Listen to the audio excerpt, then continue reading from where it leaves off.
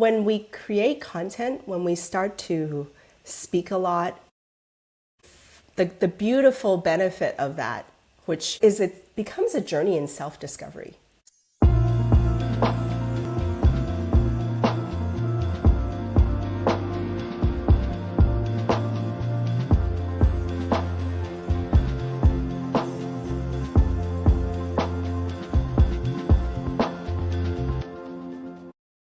Well, hey, and welcome back to the Amanda Kaufman Show. And this episode is so fun because I'm introducing you to my friend, Fanny Dunagan. She is the CEO and content strategist of Pathlinks.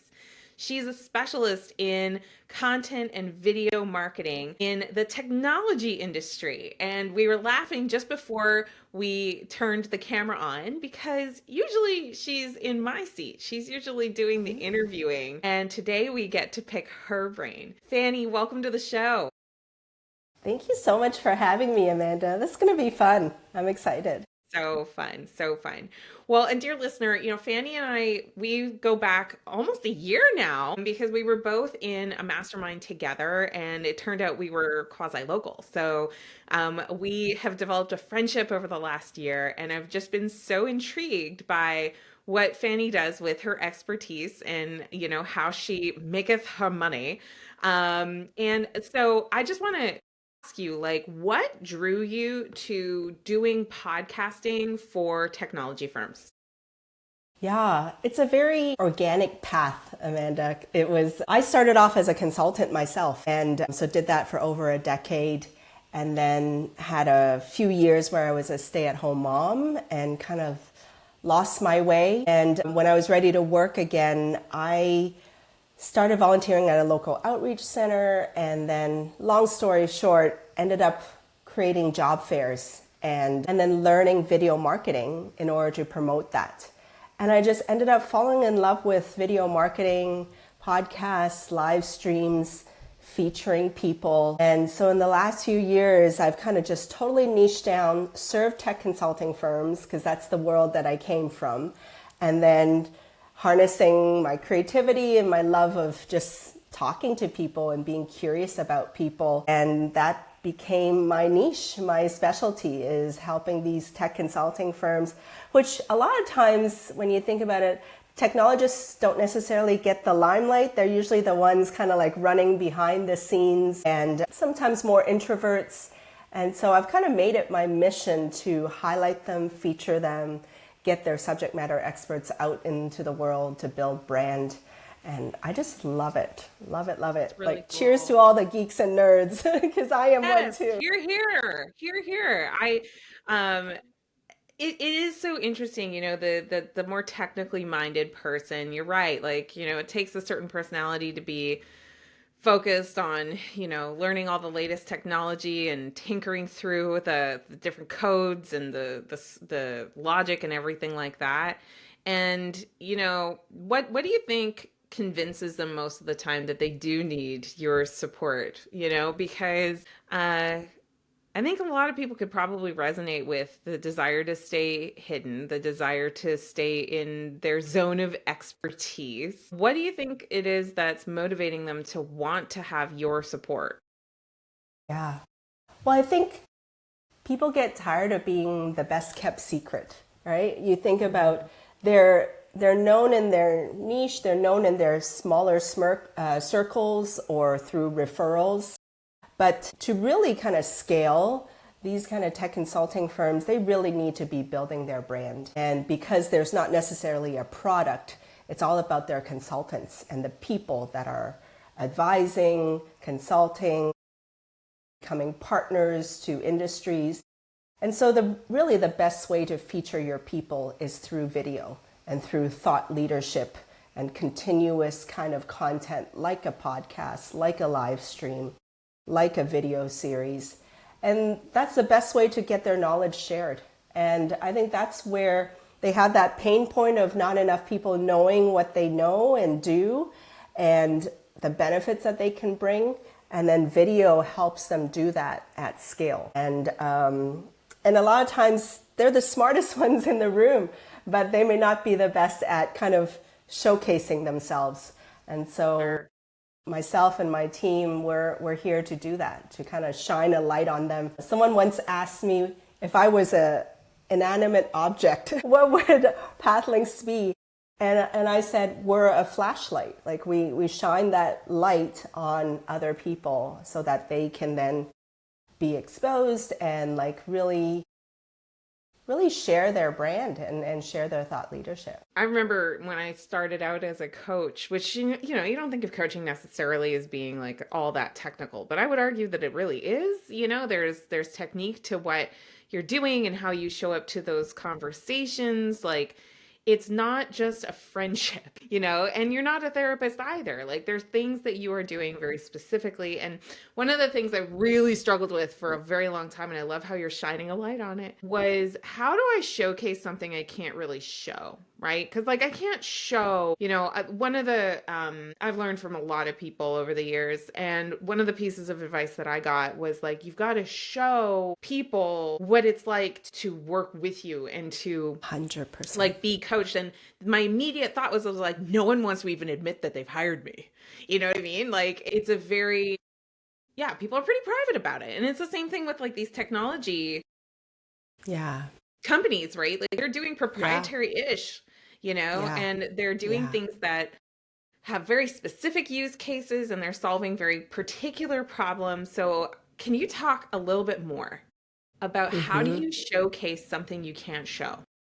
Right. Right. Well, I'm going to tackle that question two different ways, right? One, I'm going to answer with what I call the four purposes of content first, right? So whether it's on video or a blog or written or audio, however people want to roll it out to the world, there's four purposes of the content. And number one is to educate, right? Share what you know, methodologies, processes, all that. Number two is to inform, right? Share people about events and webinars or conferences you're speaking at, all that. Number three is to inspire, right? Share stories, touch people's hearts, challenges faced and lessons learned. And then number four, to entertain, right? Do it in a funny way, do it in an interesting way, have a really unique analogies, right? And so when you apply those kind of four purposes of content, and then you can package it up, even if it's not in podcasts. It can be in blogs. It can be, visuals, infographics, all that. So those are ways that people can tackle it. So that's like one kind of type of answer I would use for your question. And then the other way is to, even if you can't talk about proprietary things, you could talk about methodologies, right? The process of how you approach a software implementation, the process of how you lead people from the struggles they have as a coach all the way to that end product of what the ideal state will be, right? And so you can talk about processes, and that can be just the how or even the benefits, right? As a result of going through my coaching framework or my consulting framework, these are the 5 benefits that companies typically realize. And then that way, you show them the beginning state, the pain point, and then you show them that future state of achieving those benefits.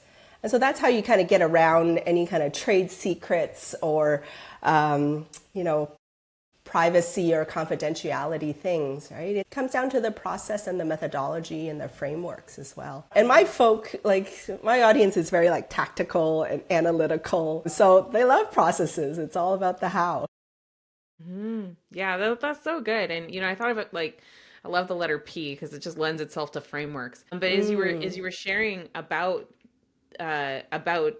your perspective there, I was also thinking, I'm like, you can also demonstrate principles, right? Which are like your Yes. ideals or your ideology, what are some of the principles by which you operate? Because people kind of when they're reading content or viewing content or consuming content in general, they're making a comparison and they're making a judgment, right? And if you can demonstrate your principles of like what actually Yeah. matters to you, that's Yeah. pretty cool. And I think the other P that came to my mind was priorities. If you can share like what your priorities are, Yeah. that's another Yeah. way that people can kind of evaluate, your brand and like who you are and what you Yeah. stand for. And like when I think about our shared coach, it's like we probably picked him because of how he Yeah. demonstrated his priorities and the Yeah. principles that he talked about. And yes, he also taught process. He has that throughout his content as well. I think that's a really great point.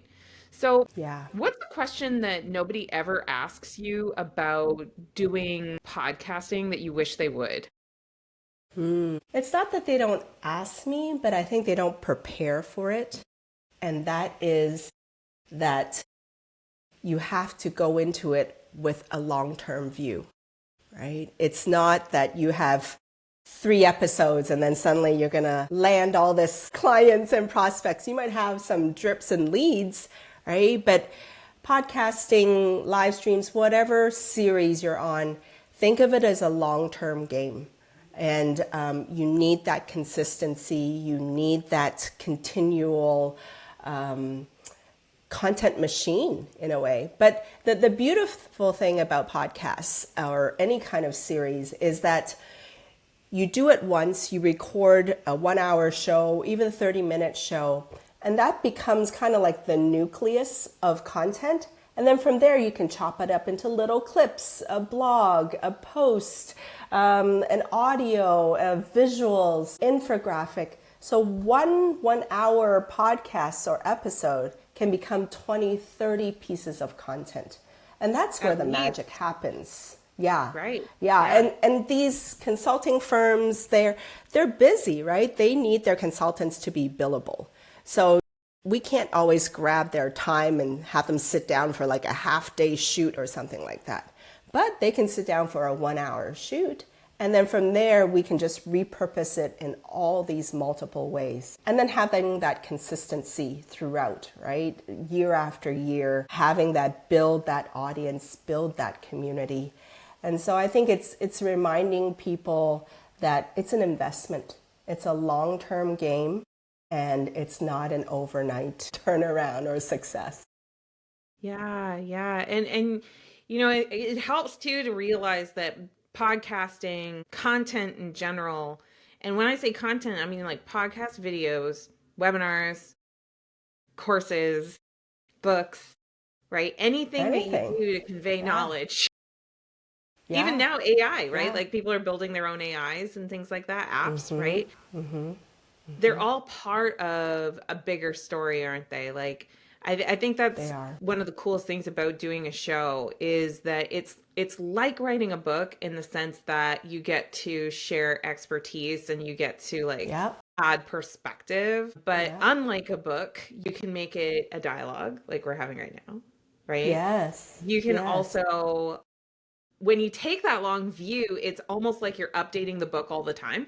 And it's this Yeah. continuously improving book. Yeah. Yeah. I'll take that even further, building on what you just said, right? Like you can always, over time, the content that you have from a podcast, from a series, that can then become chapters of a book, right? It's a lot easier to verbally say things, have conversations, and then over time, your podcast library or your video library with the wonderful world of AI, you pump all those transcripts into ChatGPT and you can start to like put together a framework for a book. It's a lot easier to just kind of spitball and talk and have conversations and then from there notice all the patterns and then from there like they can become various chapters of a book. And then it's a lot easier to put together a book. So that's Yeah. another way to think about it, right? Having that long-term view. And then I want to build on something you said earlier, Amanda, like this idea of principles, right? And priorities. Another word that I use to tie to that is values, right? Because I think you and I know, like we live in a very digital world these days. And I think more and more we have to build communities and we have to build that sense of belonging. And we want to be in communities where we feel like we have similar priorities, principles. For me, it's like values. Like, does that person that's speaking share similar values that I do, right? We can still disagree on things, but like we stand for honesty. We stand for being responsible human beings, honoring our word, those kind of things. I think that's kind of like the next iteration. And the beautiful side effect of having a video series or podcast is people feel like they know you before they even meet you, and then they get a sense of who you are and what you stand for, and then your principles and values. Absolutely. I've been doing content personally for, goodness, I guess I'm working on my seventh year of doing content specifically because for the first couple of years as a coach, I was just scared of people, which I know you're going to find that so funny whenever I say that. Yeah. Because, because, You're so we sit down warm, for lunch. Amanda. We know each other from a different world. Exactly. It's like, Amanda Yeah. can't shut up. But there was another time where Yeah. I was really insecure because I was leaving the corporate Same. world and I didn't have that big brand behind me and I didn't have, the fancy pants associations just by virtue of working for that particular company. And so, for a couple years that really threw me for a loop and all I wanted to do was just like only talk to people that I felt were extremely safe in very safe environments, and I just did not feel safe. I didn't feel safe. And it strikes me that like with content and doing podcasts and video and things like that, especially if you're dealing with a professional who is so busy, like you said, like they can't take half a day to do the content. They don't have Yeah. that luxury of time. What Yeah. what are some techniques or what are some of the things that you do to help them shine and bring their genuine best to the content that they're doing when you're working with them and you have such a short window to be able to activate that? Right. Right. It all comes down to the questions, right? The questions you ask. And the questions are also, I have a long-term view that the questions follow a narrative, right? And a lot of times I tie questions into the order that, have you heard of Joseph Campbell, The Hero's Journey, right? That kind of storytelling, right? The Star Wars, right? You have the hero and then you have their struggles and their challenges. And then from there along the way, they meet a guide or they like face obstacles and then they learn about themselves and then the challenge and then how they overcame it, right? And then the benefits that they realize. So in the span of an hour, right? Or any kind of topic, right? If you form your questions in that kind of story arc, right? Starting from challenges through overcoming things and then lessons learned and then benefits. That applies to anything, right? Storytelling applies to technology, applies to coaching, applies to manufacturing even, right? Like it all ties together. So it comes down to the questions. And if you ask the questions as if they're questions that they would have along a customer journey, along a story kind of journey, then that in itself lends itself to a great narrative for the show, right? And so we spend a lot of time on the questions. And then from there, as they answer them, we find that that's a lot more comfortable if somebody's asking them a question versus them like kind of reading from a script or just staring at a lens and trying to talk. Whereas if it's like a dialogue back and forth, it makes it very seamless because they're all professionals. They know how to talk to clients all the time. So when we form it Yeah, I in the love form that. of a conversation, and then when we kind of have that questions along a narrative path, then that's where it makes it a lot easier. I love that call out too of, there's things that you can do that play into your strengths and then you can build from that strength to become even better and better and better. I had the joy of working with Tom Bilyeu in the last year, and one of the Yeah. big things that he reminded me of was you should build from strength to strength, right? Like I think so often we think that doing something like writing a book or starting a podcast or building a business, whatever the thing is, the pursuit, we tend to initially think, okay, well, I've got to be completely a different human than I am right now. And then that's what really stokes a lot of the insecurity is because it's like, well, I'm not that, right? Like, I'm not a podcaster. I'm not somebody who speaks Yeah. up. But I love how you made that connection of like, yeah, but you talk to colleagues all the time. You talk to Yeah. clients all the time. Clients. Like, it's You're a pitching recording $1 million projects all the process. time. Right, but it's like it's a pivot from where you stand. It's not that you're like wholesale becoming like a completely different person. I love that. So Amanda, if I may add real quick, like I think one thing, and I think you probably have gone through that as well. I know I have, is when we create content, when we start to speak a lot, I think the beautiful benefit of that, which is it becomes a journey in self-discovery. Like we find our voice, we find our power, we find our influence, right? And we also find where we've been kind of lying to ourselves. Like sometimes I'll say something and I'm like, that sounded really hollow, Fanny. Like I probably learned that in corporate because I was, taught to say things a certain way. But we find like our authentic voice and then we're like, I really was meant to say it this way because it came from my heart versus what I was supposed to say. Right? And so I think that's the beautiful benefit of you post tons of content, you're always on video, Amanda, but like, don't you find like you really find your power and you find your voice through doing content? 1,000,000%. And when you very, very first start, something that you just reminded me of is like the first time you really perform, the first time you ever go onto a stage, or the first time you publish something, you sit there and you look at the work and you try to sit alongside the audience and just like look at the audience. And you're like, how'd you react to that? Did I get any likes? Did I get any thumbs up? Did I get any comments? And if you do it enough, you stop looking for that. I actually have a post coming out later today at the time of this recording where I'm talking about an experiment that I ran in a community where instead of telling people anything, like know how to, no, this is what I found, no hero story, none of that. I just changed it to questions. Literally a question of the day. Just ask a question because questions direct the mind, like you said. And it was so interesting because when I went to that format, which no one's taught me to do that, I just did it. Yeah. I noticed that there's certain kinds of questions that people will respond to, and there's certain kinds of questions that people won't respond to. And there's patterns in that. And what I discovered is like when somebody speaks up in a social media audience, it's to look more right in the eyes of their friends. It doesn't matter what the data is, doesn't even matter what the full post says, right? It's if they're going to speak, it's to affirm, I'm on that team. This is the team that I'm on, right?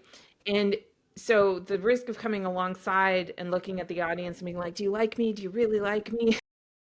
Is a lot of people that really like you aren't going to say a damn thing. Yeah. Right? Because they're still maybe figuring you out, or they're still getting some exposure to you, or they don't want the rest of the world to know where they stand on what you just said, right? They just want to watch. So when your clients are kind of coming up with like, what are our metrics? How are we doing? The thing I notice a lot of people is they're like, how many clients did I get? And it's like, why are you doing the content? You're putting so much pressure on this one show or this one performance. And like even Taylor Swift, one of the top performers in the world, what's she always doing? More performances. She's getting on the stage, right? Yeah. And I think even also differentiating it a bit that we're not getting on social media to perform.